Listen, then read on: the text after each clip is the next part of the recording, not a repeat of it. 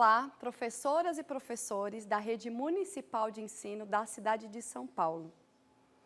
Meu nome é Aline Paz de Barros. Eu atuei como coordenadora pedagógica e diretora do Marista Escola Social Irmão Justino e Robru, ambas instituições integrantes da rede parceira da cidade de São Paulo. Atualmente, eu sou diretora do Marista Escola Social na cidade de Santos. Trabalho com formação de professores e sou doutoranda em educação da Unicamp, desenvolvendo uma pesquisa sobre gestão democrática, participação e escuta de crianças na cidade de São Paulo. Esse vídeo tem como objetivo refletir sobre os indicadores de qualidade e a gestão democrática nas unidades educacionais.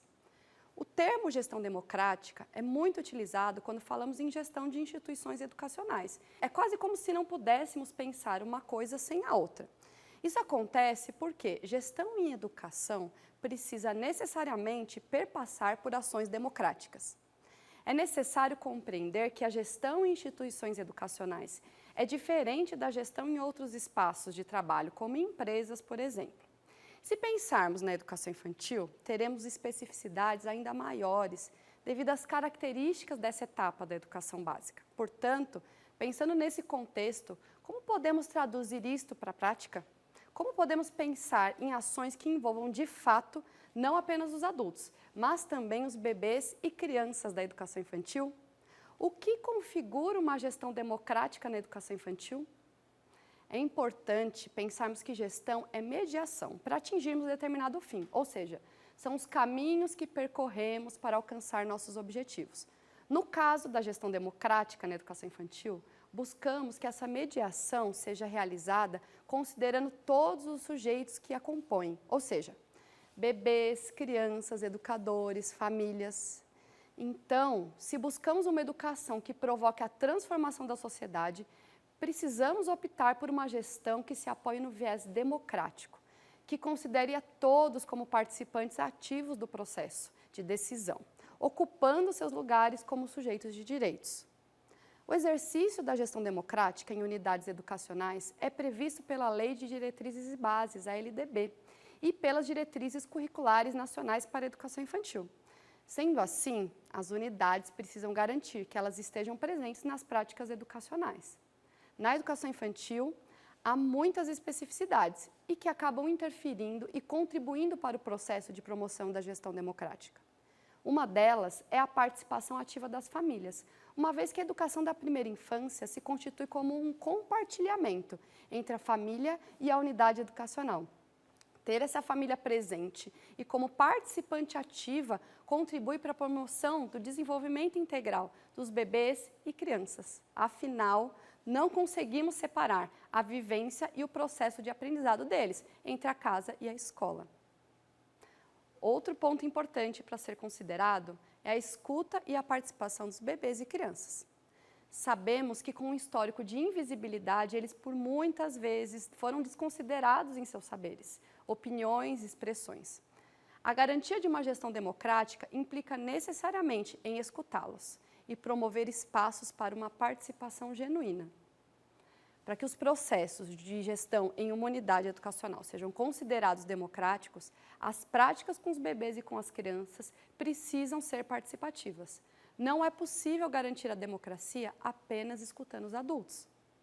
Nessa perspectiva, outra questão bem importante é que as crianças precisam estar no centro das decisões tomadas pelos adultos.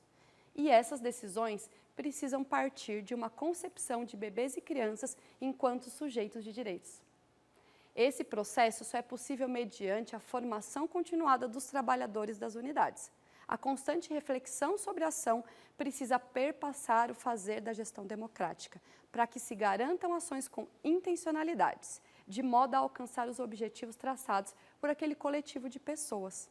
Para isso, as ações precisam se sustentar no diálogo, no compromisso com as crianças, na sensibilidade da escuta, na aceitação do conflito enquanto parte do processo educativo e na construção coletiva das ações. Essas ações podem ser validadas a partir do uso de instrumentos que promovam a participação de todos e todas. Um caminho que se tornou bastante importante nessa garantia do exercício democrático nas unidades é o uso dos indicadores de qualidade da educação infantil paulistana. Esse documento se configura como um caminho muito potente para a materialização de um processo democrático nas unidades. Primeiro, porque se trata de um instrumento para a realização de uma autoavaliação institucional participativa, ou seja, um caminho onde todos e todas podem e devem contribuir para a melhoria da qualidade da educação infantil em suas unidades. E também porque, partindo do pressuposto que os indicadores do documento, distribuídos em cada dimensão, são evidências de uma educação infantil democrática e participativa, a aplicação dos indicadores reverbera em mudanças de ações que vão ao encontro da transformação social, objetivo de uma gestão democrática. Nessa perspectiva, é imprescindível compreender que esse processo não é uma ação meramente burocrática, mas um exercício democrático que marca com importância as práticas realizadas na educação infantil. Na dimensão planejamento e gestão educacional, por exemplo, do documento, a construção participativa do PPP coloca como um processo importante a ser considerado, pois não basta envolver a participação e escuta no cotidiano, é necessário que se planeje juntos e juntas a construção participativa do PPP. Isso é um importante indicador de gestão democrática, uma vez que ele deveria nortear os trabalhos, planejamentos e ações de toda a comunidade educativa, devendo ser esse documento um documento vivo, que é constantemente revisto, reconstruído e conhecido por todos e todas. Para além dessa dimensão, ao cuidado em garantir, os indicadores representem a participação, a autoria e a escuta de bebês e crianças, sendo este um outro aspecto essencial de uma gestão democrática em instituições da primeira infância. Considerar que os bebês e as crianças têm direito a participar e que as práticas educacionais precisam considerar suas necessidades, opiniões e as culturas que são produzidas pela criança em um espaço educativo é essencial para o exercício democrático. Outra evidência é a maneira como as expressões e as culturas construídas pelas crianças são consideradas no cotidiano. As possibilidades de uso dos materiais, dos espaços, a documentação pedagógica que evidencia a construção dos conhecimentos das crianças são caminhos importantes para a garantia da escuta e da participação de bebês e crianças. Esses são alguns exemplos que podemos perceber no documento e que nos dão pistas sobre quais caminhos podemos percorrer para a transformação social, por meio da educação infantil, promovida por meio de uma gestão democrática. Então, no vídeo de hoje, tratamos de gestão democrática e como os indicadores de qualidade da educação infantil paulistana podem contribuir na garantia dos direitos dos bebês, crianças e de toda a comunidade educativa das unidades. Há muitas possibilidades cotidianas de desenvolver e fortalecer uma gestão democrática. Uma delas é que todos e todas tenham como princípio inegociável a centralidade das crianças, compreendendo-as como sujeitos de direitos, capazes de participarem e de contribuírem em seu próprio processo educativo.